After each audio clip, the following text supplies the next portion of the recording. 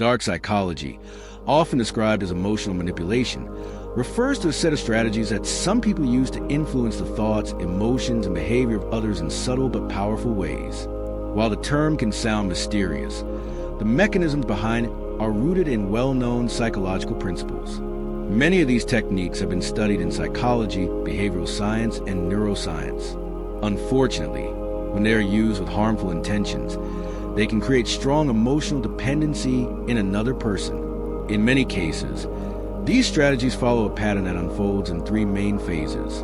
The first phase focuses on lowering the other person's defenses and gaining their trust. The second phase centers on making that person feel uniquely valued and emotionally connected. The third phase, which is often the most damaging, involves creating a form of emotional addiction that keeps the other person attached even when the relationship becomes unhealthy. The first phase is all about trust. Before someone can influence another person deeply, they must first appear safe, familiar, and emotionally compatible. One technique that is often mentioned in psychology is something known as mirroring.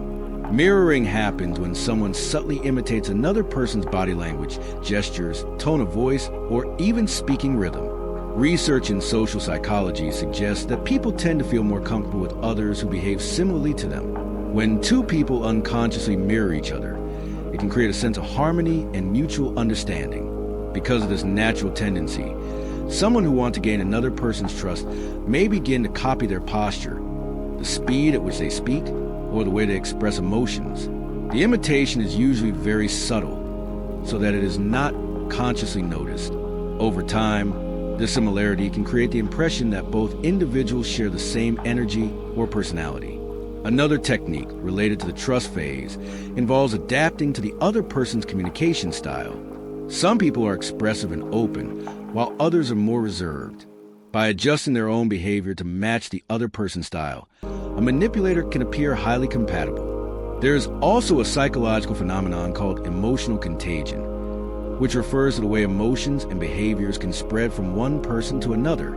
For example, when someone smiles and speaks with enthusiasm, the other person may unconsciously mirror that emotional tone. In a similar way, when someone adopts a more relaxed and open posture, the other person may gradually relax as well.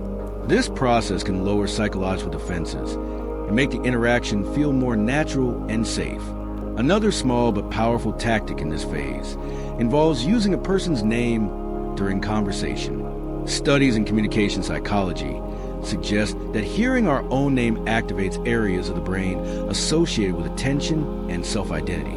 When someone frequently uses another person's name in conversation, it can make the interaction feel more personal and respectful. This small detail can increase the sense of connection and trust, making the other person feel seen and acknowledged.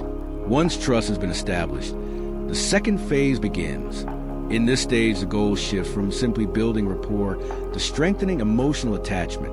One of the most effective ways to do this is by showing deep interest in the other person's passions, interests, and hobbies. People naturally feel closer to those who understand what matters to them. When someone listens attentively to stories about personal interests, asks thoughtful questions, and shows enthusiasm for the same topics, it can create a powerful sense of emotional validation. The person begins to feel that they have found someone who truly understands them. Sometimes a manipulator will go even further by adopting the same interests. If the other person loves a certain type of music, sport, or creative activity, the manipulator may suddenly show enthusiasm for it as well. This creates the impression of having many things in common. Shared interests strengthen the feeling of compatibility and make the bond appear deeper than it may actually be. Compliments also play an important role during this stage, but they are often delivered in a specific way. Instead of focusing only on superficial qualities, the manipulator may compliment something that feels deeply personal, such as a person's creativity, intelligence, or dedication to a passion. Comments like, "I've never met someone who cares about this as much as you do," can make someone feel uniquely appreciated. When praise touches something that is genuinely important to a person, it can create a powerful emotional impact. Another step in this phase involves discovering the other person's fears and insecurities. Most people carry private worries about failure, rejection, or not being good enough. When someone shares these vulnerabilities, they are revealing a sensitive part of themselves. A manipulator may respond by offering strong emotional support and reassurance.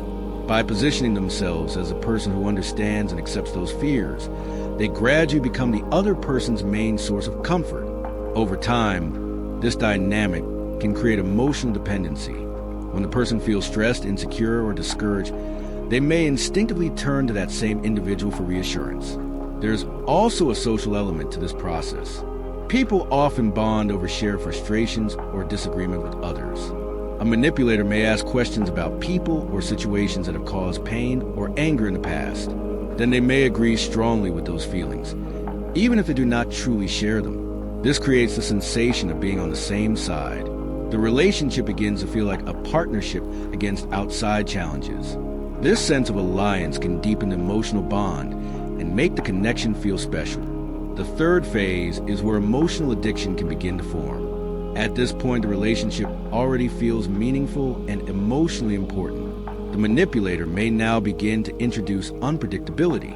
One psychological concept that explains this pattern is called intermittent reinforcement. This principle was studied by psychologist B.F. Skinner during experiments on learning and behavior. Intermittent reinforcement occurs when rewards appear randomly rather than consistently. For example, a slot machine does not reward every play. The player never knows exactly when the next reward will happen. Surprisingly, this unpredictability makes the behavior more addictive. In the brain, unpredictable rewards trigger the release of dopamine, a neurotransmitter connected to motivation and anticipation. Because the reward is uncertain, the brain becomes highly focused on the possibility of receiving it again. The same pattern can appear in relationships. At first, the manipulator may offer consistent attention, affection, and emotional support. The other person begins to associate that individual with positive feelings. Then suddenly the attention becomes inconsistent. Messages may go unanswered for long periods. Plans may be canceled. Emotional warmth may be replaced with distance. For the person who has grown used to that attention, this sudden change can create anxiety. They may begin to wonder what they did wrong, or how they can restore the previous closeness. When the manipulator eventually returns to being kind and attentive again, the relief can feel very powerful. This cycle of attention and withdrawal can repeat many times. Each time it happens, the emotional attachment may grow stronger because the person becomes focused on recovering the positive connection. Another technique involves maintaining a sense of mystery. When someone shares very little about their personal life, schedule, or social circle, it leaves gaps in the story. The other person may start imagining possibilities to fill those gaps. Human minds naturally seek patterns and explanations. When information is missing, curiosity and speculation increase. In some cases, this uncertainty can even trigger jealousy or fear of losing a relationship. Some manipulators also create tension through ambiguous messages. For example, they might send a message saying, "We need to talk," or "I have something important to tell you," and then disappear for several hours or even an entire day. During that time, the person receiving the message may imagine many possible outcomes. Their thoughts may circle repeatedly around the conversation that has not yet happened. This mental focus keeps the manipulator at the center of their attention. Limiting availability can also influence perception. When someone appears constantly busy or difficult to reach, their time may seem more valuable. In social psychology, this relates to the principle of scarcity. People tend to assign greater value to things that are rare or difficult to obtain. By occasionally declining invitations or appearing selectively available, a manipulator can create the impression that their presence is something special. Finally, another dynamic sometimes occurs after a strong emotional connection has already formed. The manipulator may suddenly express doubts about the relationship. They might say that perhaps the distance is too great, that their personalities are too different, or that the situation might not work long term. This unexpected uncertainty can create an emotional shock.